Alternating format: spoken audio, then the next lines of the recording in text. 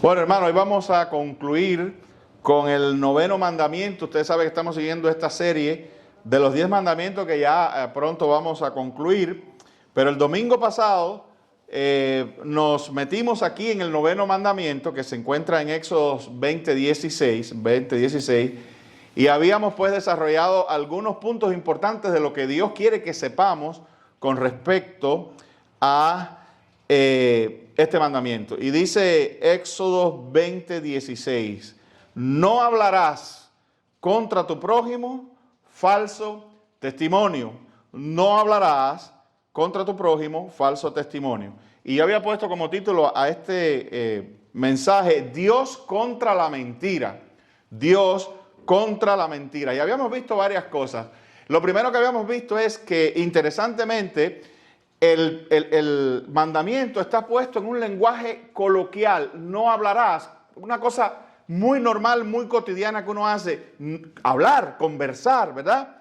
Fíjate que el mandamiento no dice, cuando des un discurso público, o cuando corras para ser político, o cuando vayas ni siquiera, aunque tiene que ver con eso, ¿no? Pero no, ni siquiera dice cuando vayas a un juzgado, digas falso testimonio. No, dice, no hablarás, o sea, no conversarás con mentira, no usarás la mentira como una manera de conversar. Hay gente que dice en medio de la conversación exageraciones y mentiras y se siente que como son parte de una especie de normalidad, de una especie de trivialidad de la vida cotidiana, no tienen que ser verdaderos. No, la Escritura dice nada, no uses una conversación fraudulenta o falsa. Eso como tú te das cuenta, el mandamiento tiene que ver con una necesidad de ser verdadero, de ser íntegro, de ser honesto, ¿verdad? Es un llamado principalmente a todos nosotros, porque oye, si en un lugar se ve feo la mentira y la falsedad y lo fraudulento es en el pueblo de Dios. Entonces, sobre todas las cosas, aunque este es un mandamiento general, pero mucho menos en aquellos que amamos a Dios, vamos pues a ir contra lo que Dios dice, ¿verdad? Entonces, este mandamiento es contra la conversación falsa o fraudulenta.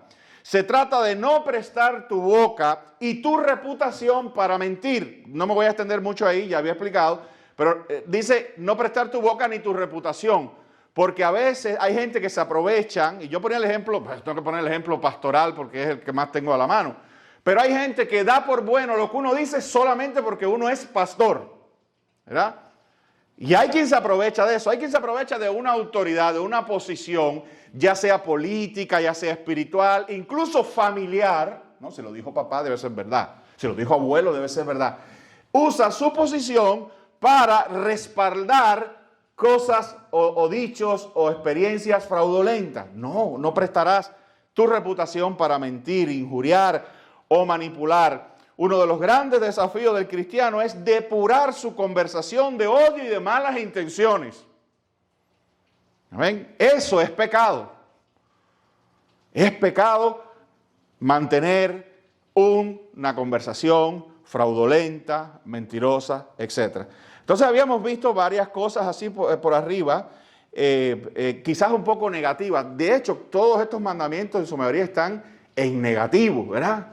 Es para todo el mundo. Esto es lo que se llama derecho negativo. Es para todo el mundo, es lo que uno no debe hacer o lo que nadie debe hacer. Por ejemplo, vimos que Dios desprecia la mentira. O sea, no es que el Señor nos dice que no mintamos porque, es bueno. Es bueno porque Dios lo dice, pero también porque va contra su carácter. Dios mismo, en lo profundo de la divinidad, desprecia la mentira. Dios es verdadero, Dios es fiel. Dios no tiene nada que ver con lo falso ni con la mentira. Vimos también la seriedad del falso testimonio, ¿verdad?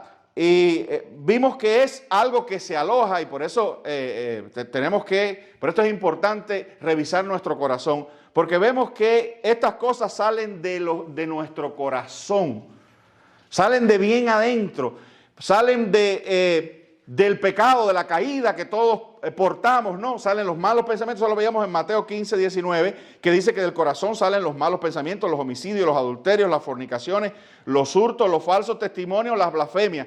Entonces, ¿qué quiere decir con eso? ¿Cuál es el cambio cristiano fundamental? El cambio cristiano fundamental no es un cambio cosmético de que Dios viene y nos, de alguna manera, maquilla nuestra vida para que se vea más bonita. No, el cambio cristiano es un cambio interno del corazón. La cuestión de la fe y de la salvación claramente está explicado en la Biblia, que Dios va a poner un nuevo corazón, va a crear una nueva persona, va a crear una nueva identidad en nosotros. Somos nueva criatura. Entonces, en la esencia de esa nueva criatura no puede haber mentiras, no puede haber engaño.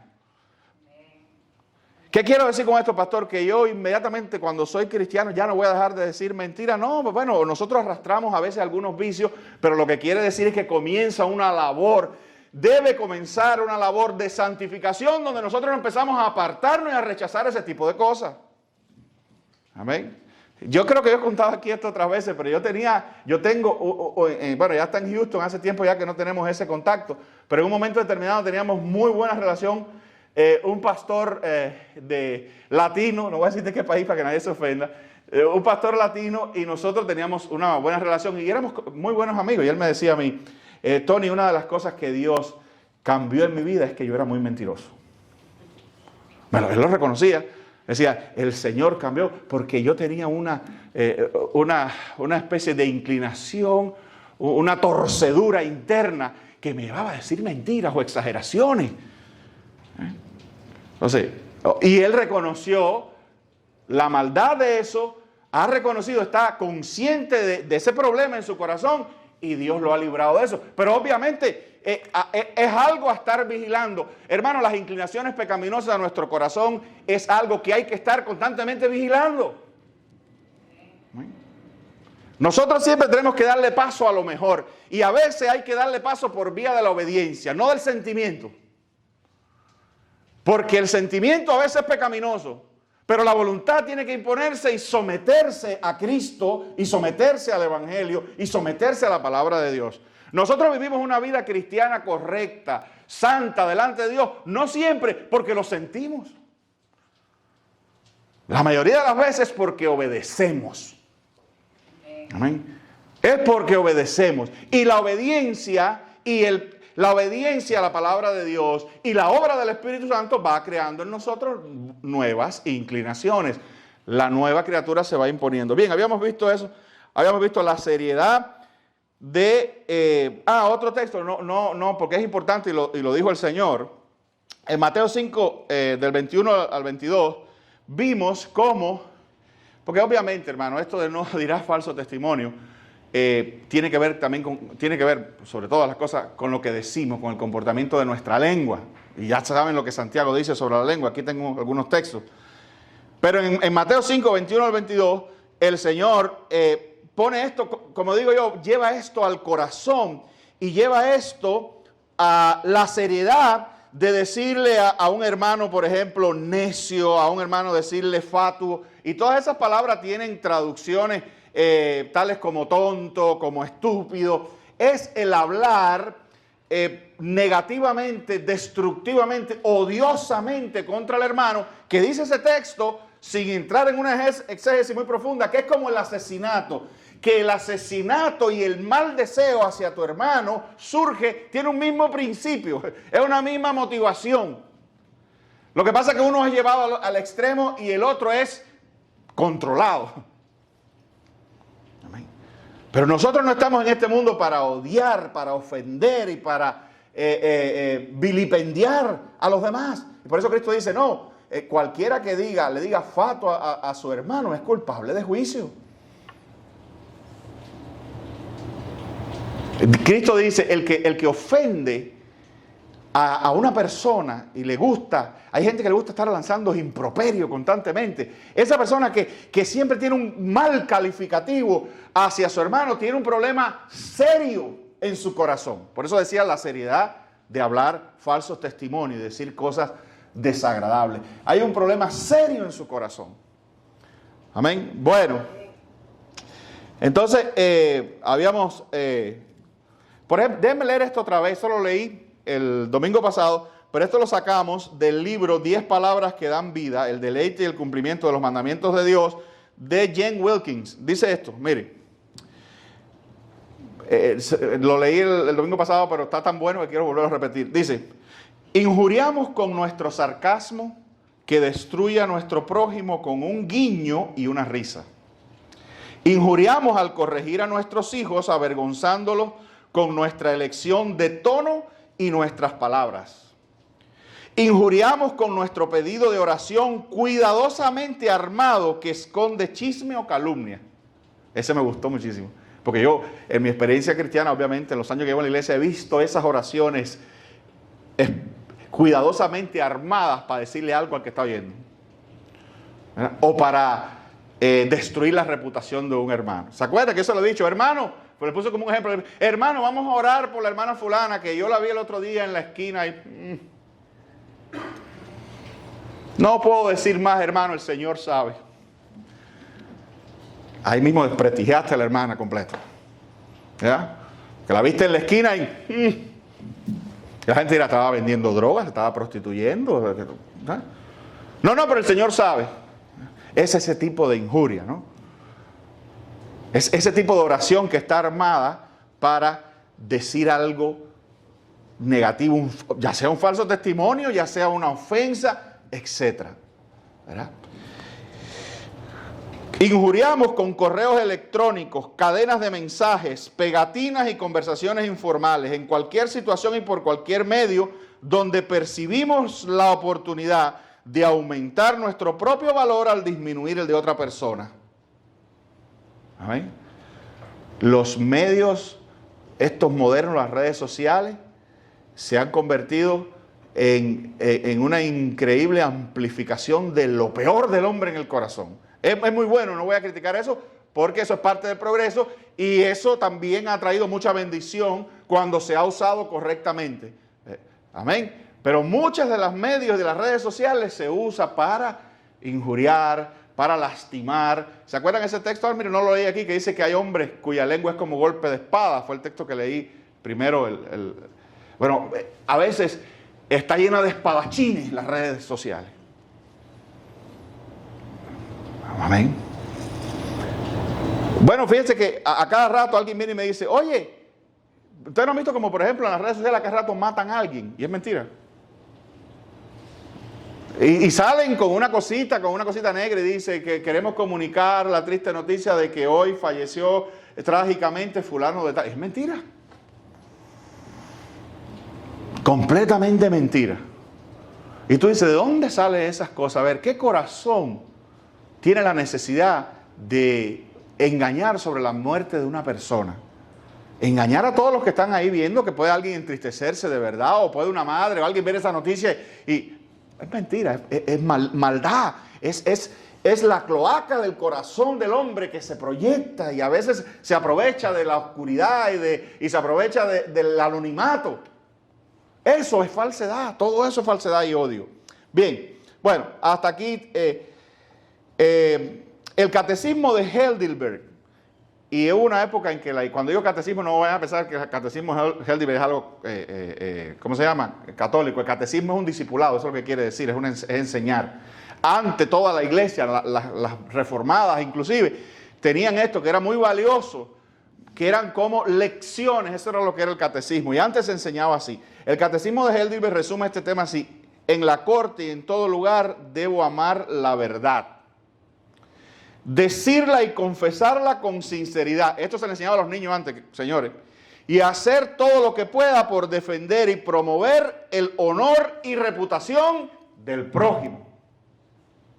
Esto nos lleva a hacernos una pregunta. ¿Qué nos gusta más o qué somos más rápidos en hacer? ¿Ofender a una persona o demeritar a una persona o honrar y exaltar a alguien? ¿Qué es más fácil? ¿Ay? Cuando tú ves a alguien haciendo algo malo, y tienes la necesidad de regañarlo, de criticarlo, eso te viene fácil, pero cuando ves haciendo algo bueno, te da cosita reconocerlo y exaltarlo. Te sientes, hay algo en tu orgullo, algo ahí adentro en nuestro corazón que le molesta que otros se exalten. Mucho menos hacerlo nosotros de nuestros propios labios. Bueno, pero la Escritura habla de eso, la Escritura habla de reconocer a los que los presiden, la Escritura habla de exaltar las buenas obras de los demás, de dar gracias a todo el mundo, ¿verdad? La Escritura habla de hablar lo bueno de los demás. Es una modificación del lenguaje, una modificación del hablar, una modificación de la conversación.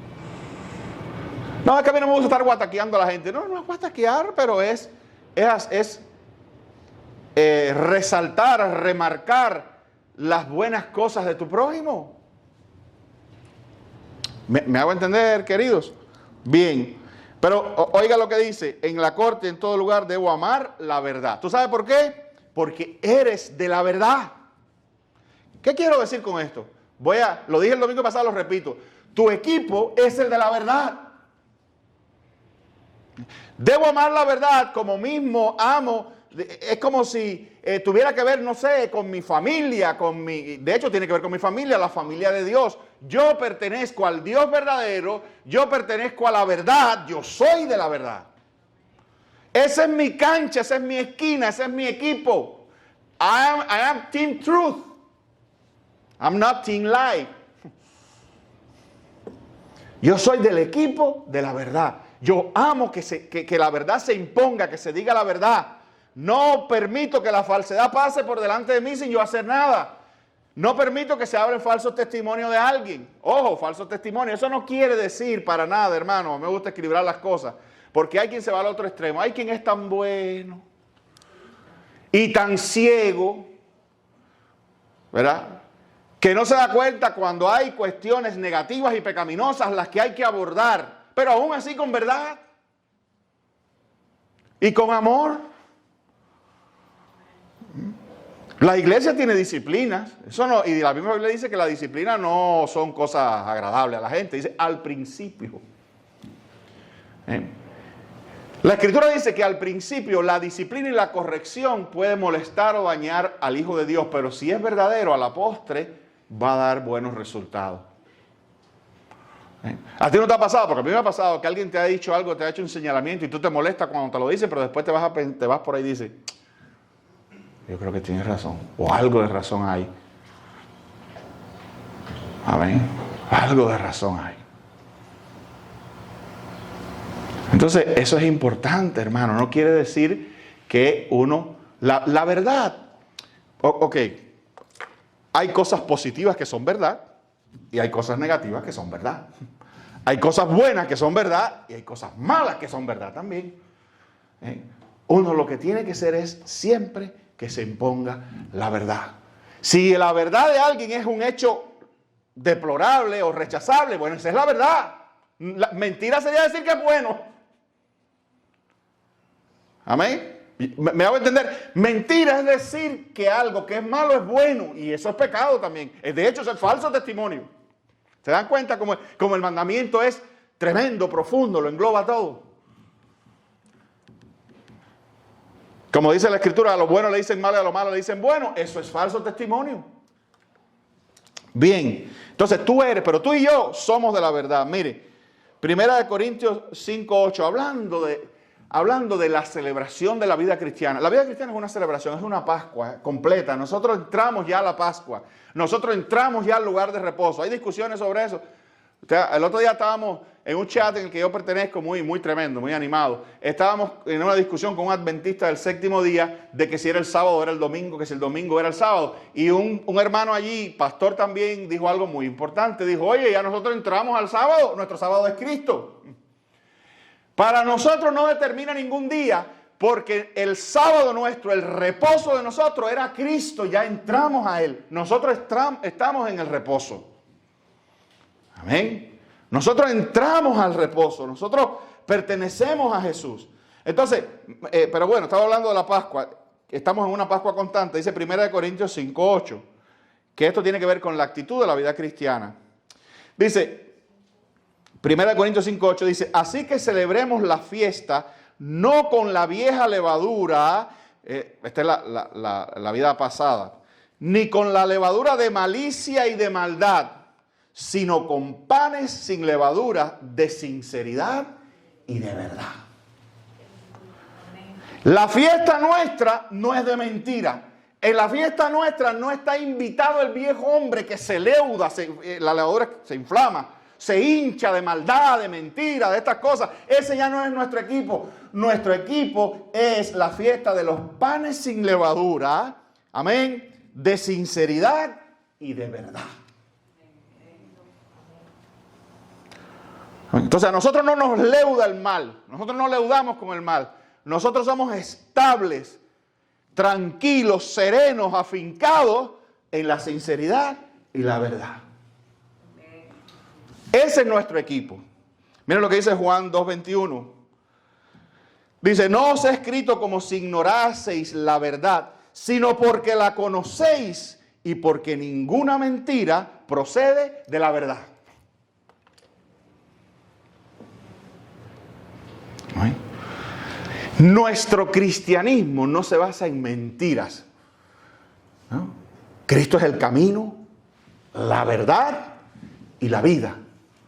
Nosotros hemos conocido a Dios, hemos conocido la manera en que Dios ha salvado a la humanidad. No solo que lo hemos conocido, más que eso, hemos sido conocidos por Dios. Nosotros le conocemos a Él porque Él nos conoció primero.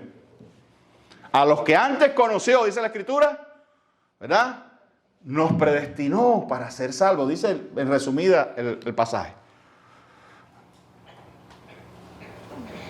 Entonces, y nosotros conocemos la verdad. Nosotros conocemos la revelación que Dios nos ha dado a través de su palabra y a través de su experiencia. Nosotros sabemos lo que procede de bien y lo que procede de mal.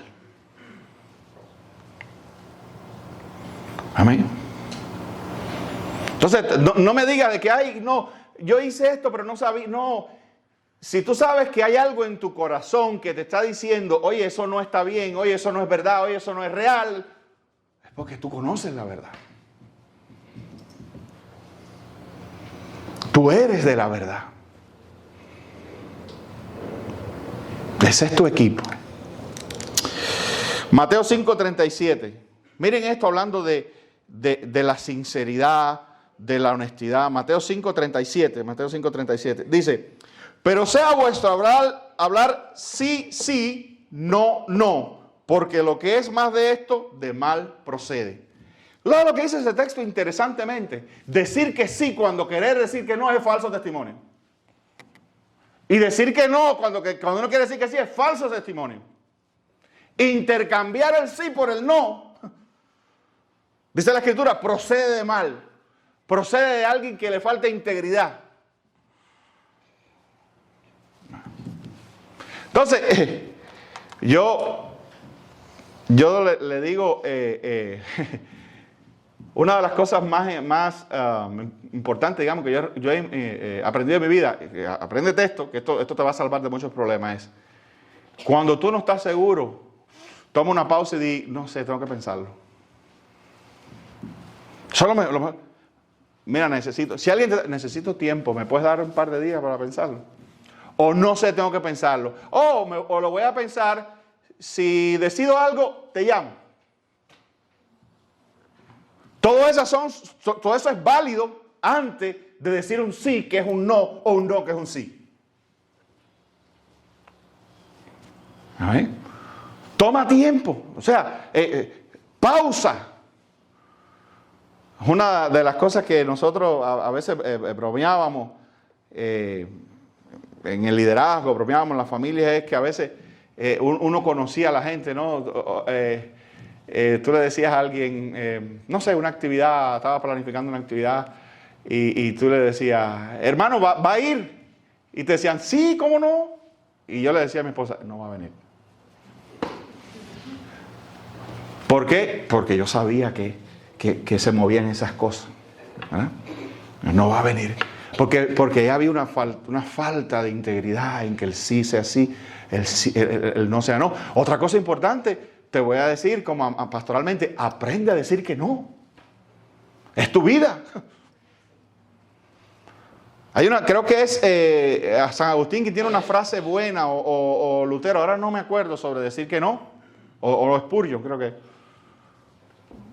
Aprende a decir que no.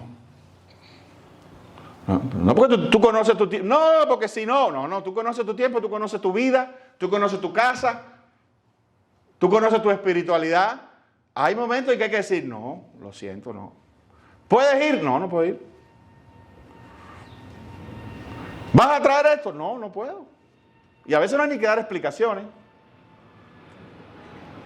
Y tú dices, ay, ¿qué van a pensar de mí? No, preocúpate por qué Dios va a pensar de ti. Y Dios quiere que tú seas honesto. Dios quiere que no digas falso testimonio. No le digas a nadie que sí cuando es no. Y tú lo sabes, y yo lo sé. Ni le digas que no cuando tú sabes que sí. Amén. Y eso lo dice Cristo. Dice Cristo. Esto Cristo habla de las... Parece complejo, pero no lo es. Esto es Cristo hablando de la simplicidad del cristiano. Eso es simple, es sí o no. No cantinflismo. Yo he visto gente que dice sí y no en una misma cosa. No, tal vez sí, pero no, o sí, quién sabe. No. Olvida el cantinflismo. Sea vuestro sí, sí, vuestro no, no. Amén, querido. Bien, déjame decirte otra cosa. La santificación, eso que hablamos, ¿verdad? Ese proceso mediante el cual Dios nos va apartando para sí, nos va apartando para el Evangelio cada día más, nos va purificando. La santificación es, sobre todas las cosas, un sinceramiento interno. Oye esto, mira, en primer lugar, un sinceramiento interno contigo mismo. Va a ser difícil que tú y yo alcancemos altos niveles de santificación hasta que no seamos honestos con nosotros mismos. ¿Eh? Esto necesita cambiarse. Yo necesito cambiar aquí, no darle la vuelta o no imponerle a la gente que se acomode a como yo soy. Hay gente que te impone eso. Hay gente que son desagradables, iracundos, descorteses y quieren que tú, pues yo soy así, absorbe, asimila mi carácter, acomoda en la iglesia, en todo lugar, acomoda esa forma mía. No, Dios no quiere que seas así. Yo no te estoy diciendo que uno cambia de un día para otro, todos tenemos nuestras cosas, ¿verdad? Pero la santificación es ante que nada, un sinceramiento interno tuyo con el Señor. Señor, yo de veras que yo tengo que cambiar, esto es una constante, esto es un pi en mi vida y yo no quiero que sea así. Yo quiero ser cambiado, yo no quiero ser así. Además, esto me ha traído problemas, o he perdido relaciones, o me hace difícil incluso que tú me uses.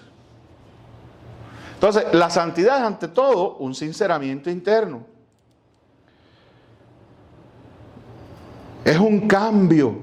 Miren, Santiago 3:17 dice, sin embargo, la sabiduría que proviene del cielo es ante todo pura y también ama la paz.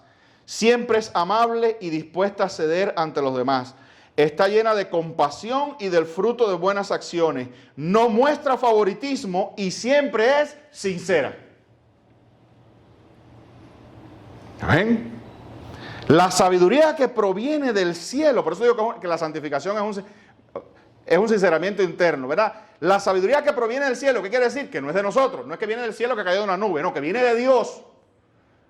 Esa transformación que la Biblia llama algo sabio, algo inteligente que hacer, dice es ante toda pura. O sea, que de allá arriba no viene nada contaminado, por eso no le achaquemos a Dios contaminación. Y también ama la paz y siempre es amable y dispuesto a ceder ante los demás. Oiga, ¿qué trabajo cuesta aprenderse eso? Y dispuesto a ceder ante los demás. ¿Tú sabes por qué? Pues siempre queremos ganar. Pero cuando tú estás en paz, y cuando tú estás en ese centro, en esa estabilidad espiritual, tú puedes, sereno y seguro de ti mismo, dejar que una persona gane y se quede con su error o no, o su pensamiento. Oye, he visto una cantidad de cristianos fajados hasta por cuestiones políticas. Que si Trump, que si el otro, que si el otro. Cede a veces, deja que la gente... Yo no tengo que explicarle el mundo a las personas, honestamente. Es más, estoy cansado de eso. Y creo que eso lo dan los años. Los años te das cuenta que tú no tienes tiempo para estar toda la vida o estar perdiendo tiempos valiosos para ganar una discusión. Aunque tengas la razón, si con eso no... Si porque tengas la razón me van a dar $100,000, pero no me la van a dar. Yo no voy a comer. Eso estoy hablando desde el punto de vista evangelístico. Tú estás tratando con una persona, hablando de Cristo, y de momento se te empieza a poner belicoso y agresivo y blasfemo y todas esas cosas. Ponlo en oración, pero cede ante eso, tranquilo. Dice, ama la paz. A mí no, ama la paz. No, que no te guste el pleito, pero no lo crees tampoco, no lo generes. Amén. Entonces, pero bueno, eso es un mensaje en sí mismo, pero no, dice, está llena de compasión y de frutos de buena acción. Dice, no muestra esa sabiduría. Dice, no muestra favoritismo. Y siempre es sincera, o sea, no es falsa. No dirás falso testimonio. Entonces, no dirás falso testimonio. Pudiéramos decir, hablarás a tu prójimo con la verdad. Hablarás. ¿Ven lo que estoy haciendo con el mandamiento? ¿No? Hablarás a tu prójimo con la verdad. Efesios 4:25 dice, por lo cual, Efesios 4:25, por lo cual desechando la mentira, hablad verdad cada uno con su prójimo, porque somos miembros los unos de los otros. Eso es interesante, que una mentira dicha por ti puede dar la vuelta y afectarte a ti mismo también, no solo al que lo oye. Tengo que apurarme aquí. Por lo cual, desechando la mentira, hablar verdad, cada uno hablarás con su prójimo la verdad. Romanos 9, del 1 al 39. Dice, verdad digo en Cristo, no miento. Y mi conciencia me da testimonio en el Espíritu que tengo gran tristeza y continuo dolor en mi corazón. Porque deseara yo mismo ser anatema, separado de Cristo, por amor a mis hermanos, los que son mis parientes según la carne. Sé siempre honesto, aun cuando esa honestidad significa un poco de vulnerabilidad. No seas orgulloso, dice Pablo. Mira, te voy a decir la verdad. Yo tengo una tristeza en mi corazón porque mis parientes no son cristianos. Amén. Y lo dice. Dice, verdad digo en Cristo, no miento. Dice, es tanto mi tristeza que yo preferiría ser anatema, o sea, alejado de Cristo, con tal de que se salven ellos. Y tú dices, ay, ¿cómo va a desear eso? Bueno, quizás es un descolocado espíritu sacrificial. Eso fue lo que hizo Cristo. Cristo se convirtió en anatema ante Dios para que tú fueras aceptado. Amén, queridos. Entonces, sé vulnerable, sé honesto. 2 Corintios 7:14. Dice, pues si de algo me he gloriado con él respecto de vosotros, no he sido avergonzado, sino que así como en todo os hemos hablado con verdad, también nuestro gloriarnos con Tito resultó verdad. Este texto habla de que Pablo dio una buena opinión de unos hermanos, y después los hermanos, con su actitud, corroboraron que Pablo había sido sincero con respecto a ellos, y lo corroboraron delante de Tito, ¿verdad? Y entonces dice Pablo, me alegro que aún Tito haya sido testigo de que lo que dije de ustedes es verdad.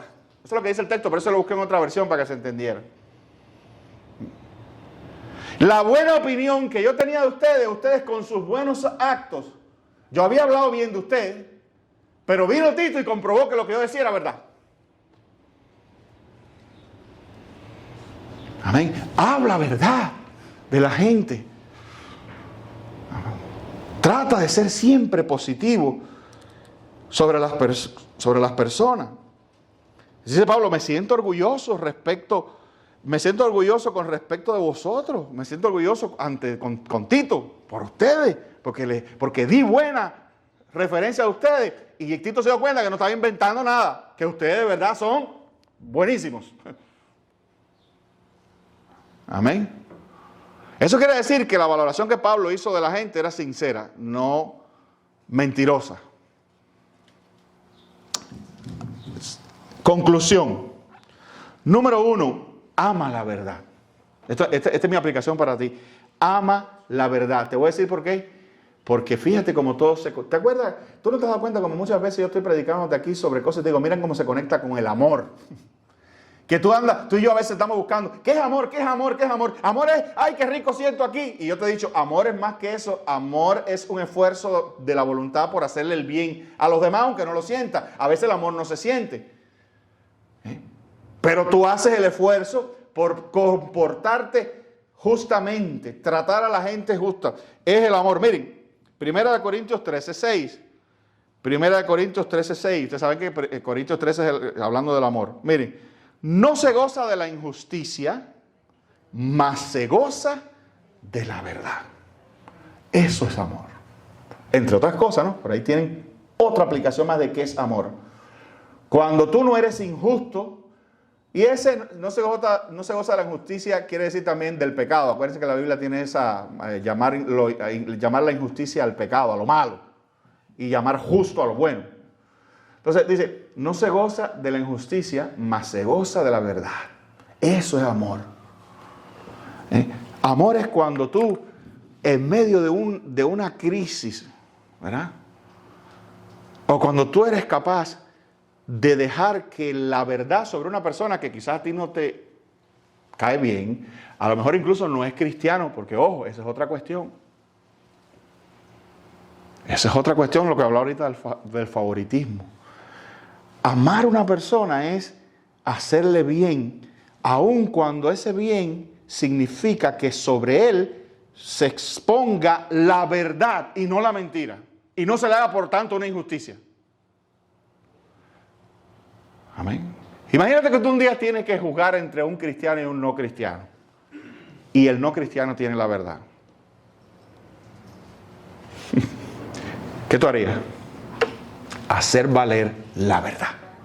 Y si la verdad reside en el no cristiano, ama la verdad y no la injusticia. Amén. Por eso alguien dijo un día, y es verdad, es que los cristianos deberíamos ser los garantes más celosos de los derechos de los demás. Por eso alguien dijo que un gobierno verdaderamente cristiano, no inventado, no como lo que se inventó después de la caída del Imperio Romano, que dio como origen lo que hoy conocemos como la Iglesia Católica. No me refiero a eso. Pero un gobierno cristiano al estilo puritano, al estilo de los reformadores, sería el mayor garantor de los derechos humanos de los demás, incluso de la gente que piensa diferente. ¿Por qué? Porque el verdadero cristiano ama la verdad y ama la justicia. No lo falso ni lo fraudulento. Número 2, construye un testimonio de sinceridad. Ve poniendo, mira como este pastor que yo te estaba hablando tiene tremendo testimonio. Incluso es líder prominente allá en la ciudad, ¿verdad? Y él dice eso, sí, y la gente confía en él a pesar de su historia. ¿Por qué? Porque él ha construido un testimonio de honestidad y de sinceridad. Mire, tercera de Juan 12. Dice, todos, incluso la verdad misma, hablan bien de Demetrio. Nosotros también podemos afirmar lo mismo de él. Y ustedes saben que decimos verdad. O sea, Demetrio era un tipo, como dicen los cubanos, Demetrio era un tipo así. Amén. Mira qué clase de fama, ¿verdad? Yo quisiera tener la fama de Demetrio. Todos, incluso la verdad misma, hablan bien de Demetrio. Nosotros también, dice Pablo, podemos afirmar lo mismo de él. Y ustedes saben que decimos la verdad. O sea, miren qué dos preciosos testimonios. Demetrio, que es una gente honesta, sincera, y Juan, que puede usar su autoridad y decir, ustedes saben que yo tampoco digo mentira. Amén. Qué maravillosos testimonios, los dos, el de Juan y el de Demetrio. Entonces construye un testimonio de verdad. Compórtate como un hombre o una mujer nuevo. Efesios 4:24. Y vestíos del nuevo hombre, creado según Dios en la justicia y santidad de la verdad. Esa sabiduría que desciende, esa obra purificadora que hace el Espíritu Santo en nuestro corazón, esa nueva criatura que tiene nuevas inclinaciones, y una de ellas poderosamente es ser honesto, es la verdad. La santidad no busca la mentira, busca la verdad. La verdad de Cristo, hablando del poder de la verdad, te hará libre. Dicen que todo buen mensaje termina en Cristo. Yo quiero decirte algo. que voy a dejar que hable la Escritura mejor en Juan 8, 31 al 36. Dice, Juan 8, 31 al 36. Dijo entonces Jesús a los judíos que habían creído en él: si vosotros permaneciereis en mi palabra, seréis verdaderamente mis discípulos y conoceréis la verdad, y la verdad os hará libre. Le respondieron: linaje de Abraham somos y jamás hemos sido esclavos de nadie. ¿Cómo dices tú, seréis libres? Jesús les respondió: de cierto os digo que todo aquel que hace pecado, esclavo es del pecado. Esa es la explicación de conoceréis la verdad os hará libre. Y el esclavo no queda en casa para siempre, el Hijo sí queda para siempre. Así que si el Hijo os libertare, seréis verdaderamente libres. ¿Sabe lo que quiere decir eso? Que el pecado que mora en nosotros no nos va a permitir quedarnos en la casa de Dios, en la eternidad, en la vida nueva, cielo nuevo, tierra nueva, como le quieras llamar. Es una metáfora para decirte que la mentira y la falsedad y el pecado y todas esas cosas nos van a llevar al infierno. Y no solo eso, nos esclavizan. ¿Nos esclavizan a qué? A estar siempre haciendo el mal. Y no solo eso, nos degradan. ¿Por qué? Porque una cosa es ser un esclavo, otra cosa es ser un hijo. Por lo menos ante Dios, que es delante del único que yo no quiero estar degradado, Dios mismo. Entonces yo quiero hacerte ese mensaje, dice, o decirte este mensaje, ¿no? Decirte esta invitación. Si tú crees en Cristo Jesús y permites que su palabra y su presencia transforme tu vida, dice, Él te asegura que tú serás libre del yugo del pecado y de las consecuencias que es quedar fuera de la casa. Amén. Pero el Hijo sí queda en la casa. Entonces, la invitación es a creer en Cristo de todo tu corazón y pasar a ser un hijo. Y ser libre. Esta es la verdad. ¿Tú sabes qué quiere decir esto? Que estas palabras, aunque a lo mejor tú no lo digas con la boca, liberan tu corazón. Y tú sabes y tu alma sabe que son verdad. Ahora ellas te llaman a que prosigas por ese camino y te acerques a aquel que ha dicho la verdad y a aquel que nos ha mostrado la verdad, que es Cristo Jesús. Entonces esta es la invitación, a que recibas a Cristo, a que entregues tu vida a Cristo, a que persigas esa verdad. Esa verdad es el Señor. Persigue esa verdad. A lo mejor tú vienes aquí a la iglesia y escuchas, bueno, sí, pero déjame seguir en el pecado. Estás trabajando para la esclavitud y estás trabajando para un destino eterno de condenación. Pero hoy el Señor amorosamente, cuán tiernamente nos está llamando, dice bien, te dice: ven a ser libre. Esto que presento ante ti es la verdad. Vive para ella, vive por ella. Hazme tu Señor y déjame salvarte. Lo que dice Jesús, esta es la verdad, que Cristo vino a salvar los pecadores, a ti y a mí. Así que tú puedes ahí decirle: Señor, donde tú estás o en tu casa, puedes decirle: Señor, toma mi vida, te entrego mi vida. No quiero más vivir en la mentira. Hoy veo la luz y quiero seguir arrojando luz sobre mi historia.